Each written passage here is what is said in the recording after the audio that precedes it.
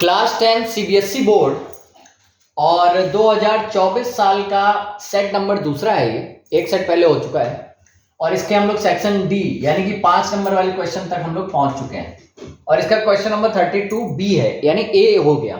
ठीक है, क्वेश्चन लिखा है तारा स्कोर्ड 40 मार्क्स। अब पहली चीज तो इतना बड़ा क्वेश्चन है, देख के ही छोड़ दिया, लेकिन छोड़ भी नहीं सकते क्योंकि 5 नंबर का है, करना तो पड़ेगा। तारा स्कोर्ड 40 मार्क्स, लेकिन अब करना कैसे वो देखते जाओ। मेन इनपुट निकाल करके यहां से लिखने, मेरे साथ पढ़िए। तारा के 40 मार्क्स आए हैं। कितने? 40 मार्क्स। ठीक है, किसी टेस्ट में आए हैं, इन अ टेस्ट, किसी टेस्ट में तारा के 40 नंबर आए। ठीक है, और आए कैसे हैं? Getting 3 marks for each right answer. Getting 3 number उसको मिलते हैं फॉर ईच यानी हर राइट आंसर, सही आंसर के उसको +3 मिलते हैं। ठीक, और लूजिंग 1 मार्क, 1 नंबर उसका चला जाता है। कब?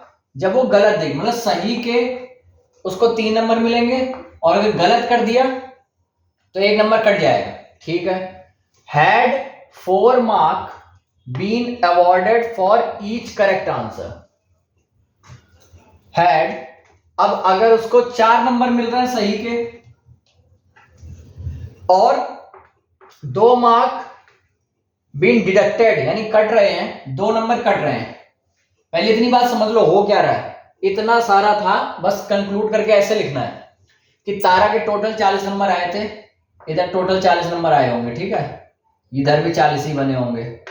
एक कंडीशन में ये कह रहा है कि अगर उसको सही के 3 नंबर मिले और गलत का 1 कट जाए तब 40 ही है। ठीक है ना, नंबर तो 40 ही रहेंगे कि कुछ अलग है? नहीं। Yes, then Tara would have scored 50 mark, तो यहां 50 है, यहां 40 नहीं।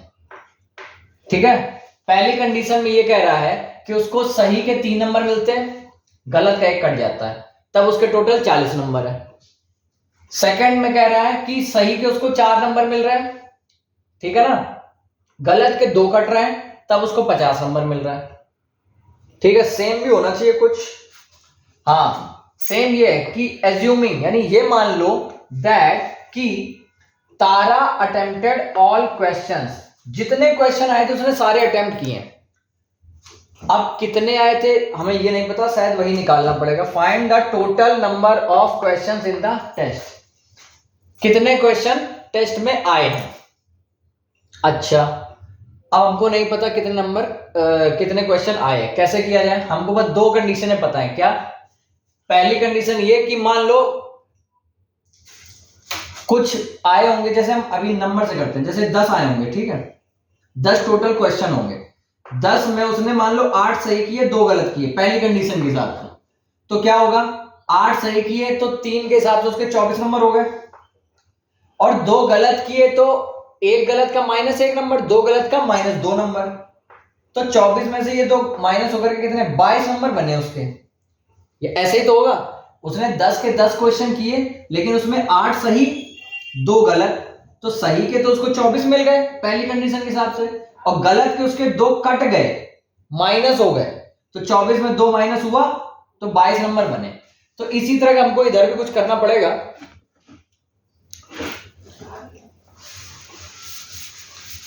क्या करते हैं?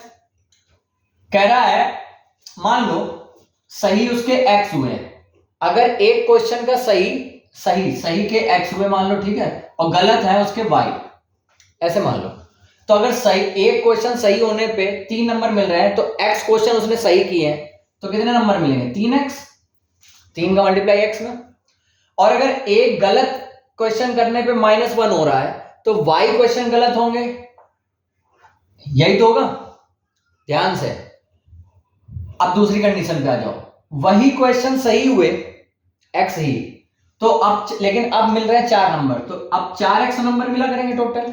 भाई जैसे हमने कहा कि 3 नंबर मिल रहे हैं हमको एक क्वेश्चन सही होने पे, और हमने 5 क्वेश्चन सही कर दिए, तो इसी में 5 का मल्टीप्लाई यानी तब कहोगे ना 15 नंबर आ गए, तो ये x की फॉर्म में लिखा है, x क्वेश्चन सही किए हैं, y क्वेश्चन गलत किए, ये हमने मान लिया। टोटल क्वेश्चन जो भी किए उसमें, यानी टोटल क्वेश्चन उसने किए कितने किए होंगे, x प्लस वाई किए होंगे, जिसमें से x सही है y गलत है। अब पहली कंडीशन के हिसाब से अगर x सही किए 3 नंबर मिल रहा है एक सही करने का, तो x सही करने के 3x, और y क्वेश्चन किए हैं जो गलत है, एक क्वेश्चन गलत करने का -1 कट रहा है, तो y के -1y हो गया। सेम इसमें भी हुआ, एक क्वेश्चन के 4 नंबर मिलने लग रहे थे, अगर x सही किए तो टोटल इतने बने, और y गलत किए तो क्या यही नहीं होगा। ये 2 इक्वेशन बनानी थी और क्वेश्चन खत्म। इतना लंबा चौड़ा क्वेश्चन था और आंसर इसका कुछ भी नहीं था। अब ये 2 इक्वेशन दिखाई दे रही होंगी, 3x माइनस 1y बोलो या y बोलो equal 40, 4x minus 2y equal 50। इस तरह के इक्वेशन को कैसे सॉल्व करते हैं, कोफिशिएंट इक्वल करके। कैसे, यहाँ x का कोफिशिएंट क्या है 3, यहाँ क्या है 4, यहाँ क्या है y का 1 और यहाँ क्या है 2। किसका इक्वल करना चाहते हो, x का या y का? y का कर लो, नहीं तो x का कर लो, जिस मर्जी का करना चाहते हैं उसका कर सकते हैं। चलो x का कर लेते हैं। यहां देखा x का 4 है, तो इस पूरे में 4 से मल्टीप्लाई, ठीक। और यहां 3 था, तो इस पूरे में 3 से मल्टीप्लाई। क्वेश्चन को अटेम्प्ट कैसे करना है, मेन आपको यही सीखना है। मैंने इतना सारा क्वेश्चन पढ़ा, वो बात अलग है, इन्होंने यहां पर पहले ही बता दिया कि 40 नंबर आए, फिर कंडीशन बताई, और यहां पे फुल स्टॉप के बाद इन्होंने पहले कंडीशन बताई, उसके बाद यहां बताया कि उसके 50 नंबर आए। तो कंफ्यूज किया जाएगा, आपको कंफ्यूज होना नहीं है। तो पहले इक्वेशन में 4 से मल्टीप्लाई करा, तो पूरे में 4 से कराओगे तो क्या आएगा 12x माइनस 4 का इसमें होगा तो 4y इक्वल 4 का 40 में होगा तो 160। 3 का इसमें कराओगे 12x माइनस 3 का इसमें होगा 6y इक्वल 3 का 50 में होगा 150। अब क्या करते हैं इसके बाद, अब यहां कंफ्यूजन आता है, अब इसका क्या करें, तो कहते हैं क्या करते हैं, प्लस करें कि माइनस करें। अब ध्यान से, प्लस का मतलब कोई चेंज नहीं करना, सीधे सीधे प्लस कर दो। तो 12 12 24, माइनस माइनस प्लस करके ये भी 10, तो कटा गया, कुछ नहीं। हमारा काम है माइनस करने का, यानी काटना है हमको। ये 12 में से ये 12 अगर माइनस करने है तो इसका साइन चेंज करो, अगर इसका साइन चेंज किया तो इसका भी चेंज करो, अगर इन दोनों का किया इसका भी करो। अब इसके ओरिजिनल साइन क्या हो गए, ये प्लस का है 12x, ये माइनस का है, तो ये माइनस होकर के 0 हो गए, खत्म। ये माइनस का 4y और ये प्लस का 6y, माइनस का 4y और प्लस का 6y इक्वल, यहां पर 160 प्लस का है और 150 माइनस का है, ठीक है ना। 150 माइनस का, 6y प्लस का है और 4y माइनस का। जब एक माइनस एक प्लस हो तो करते हैं माइनस, तो 6 में 4 गए 2y। लेकिन साइन बड़े नंबर का, साइन बड़ा कौन था 6, तो प्लस लगाओ चाहे ना लगाओ फर्क नहीं।